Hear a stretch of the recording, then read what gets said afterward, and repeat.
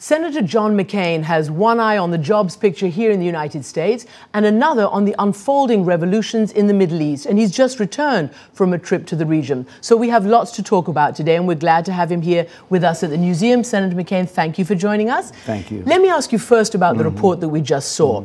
What does it say to you about that empty house, but particularly its impact on jobs here in the United States? Well, I think it's obviously a recognition of the reality and the trends that cheaper, lower cost labor products will usually prevail over products made in a higher wage and income countries. But I would also point out that if you'd emptied that house there, if you'd left a computer there, or an iPad, or an iPhone, those are built in the United States of America.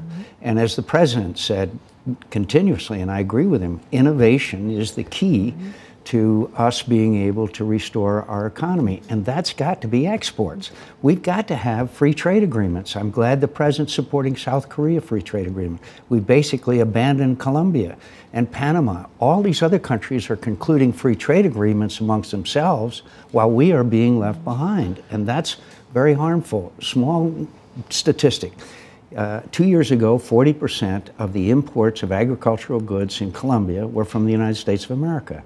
They concluded free trade agreements. Now 20% is there. So we have the ability to outcompete any other country in the world and out-innovate. Well, to that end then, what do you make and how do you react to the good job news over the last month that 192,000 more jobs have been added and the unemployment rate has dipped below 9%? I think that's good, and I still worry about the housing situation. In my state of Arizona, it's one of those that suffered most from the collapse, and we still have nearly 50% of the homes underwater. But you've got to look at it as good news, but you also have to recognize that we need to do more. Even at this present rate, we would not be able to see a significant drop in unemployment for a very long time. But it is encouraging news. Well, what about the budget battle right now, this $61 billion in cuts, which even Mark Zandi, who was one of your advisors, has said could lose 700,000 jobs? You know, he's the same guy that said that if we adapted the stimulus package, unemployment would never go above 8%, please. But do you think these steep cuts will affect the employment? I don't think so, but what I do know, that unless we get our fiscal house in order, we are facing a calamity. There is no way you can avoid that. So we did $787 billion stimulus package. We went on a spending spree over the last 10 years. A lot of it, some of it at least under Republican administrations as well as Democrats. We have got to get our budget balanced, and that's vital to the future. And by the way, it has to include Social Security reform, and Medicare, Medicaid reform. Anybody who thinks we can do that with 12 to 15% of the budget, or make those kinds of changes on that smaller percentage of the budget, is just wrong. And we're going to be debating this afterwards, but obviously a big element of the recovery here is linked to an extent to the Middle East, where you've just been, the rising gas prices, and of course there, so many of the revolutions are about jobs as well. Let's go first to Libya. You have called for some kind of intervention, a no-fly zone. Do you still maintain that position to have a no-fly zone over Libya? Yes, I do. Senator Kerry and Senator Lieberman and I and others have called for that. I would like to point out their air assets are not large. Their air defenses are somewhat antiquated, and this would send a signal to Qaddafi that the president is serious when he says we need for Qaddafi to go. And also it would be encouraging to the resistance, who are certainly outgunned from the air. But these air assets that that Qaddafi has are not overwhelming. They're not, you know, I'm not saying they aren't a challenge. So how do you respond then to what Secretary Gates said? We're going to play what he said about this idea of a no-fly zone. There's a lot of, frankly, loose talk about some of these military options, and let's just call a spade a spade. A no-fly zone begins with an attack on Libya to destroy the air defenses. That's the way you do a no-fly zone. Do you think that it is, as he says, too difficult, that it's loose talk when it comes to talk about a no-fly zone? I have great respect for Secretary Gates and the outstanding job that he has done.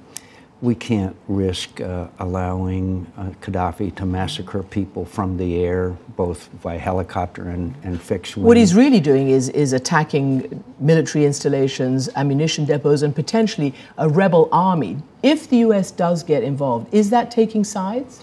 Well, clearly we are on the side of the rebels. We have called for Qaddafi's removal. That's the President of the United States policy. But again, I want to emphasize, ground intervention would not be appropriate, certainly not at this time.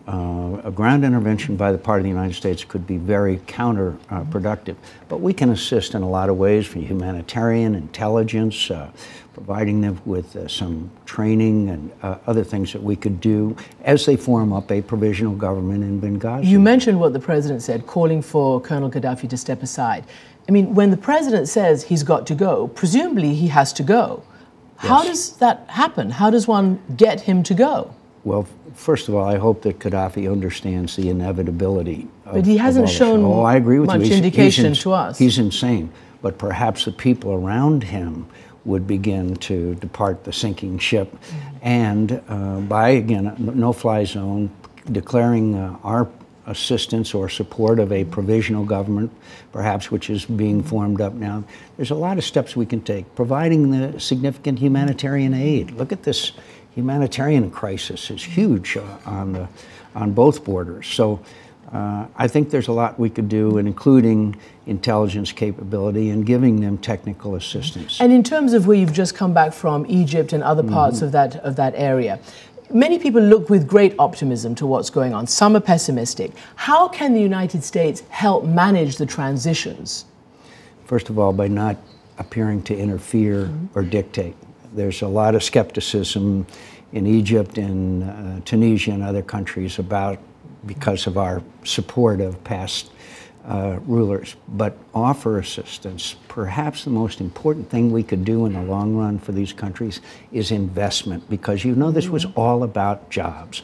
I'd love to see our high-tech CEOs go over there and say, okay, we're going to invest, but we need to give them incentive to do so, like a trade preference agreement, which we could enact immediately. This is really about the economy of these countries.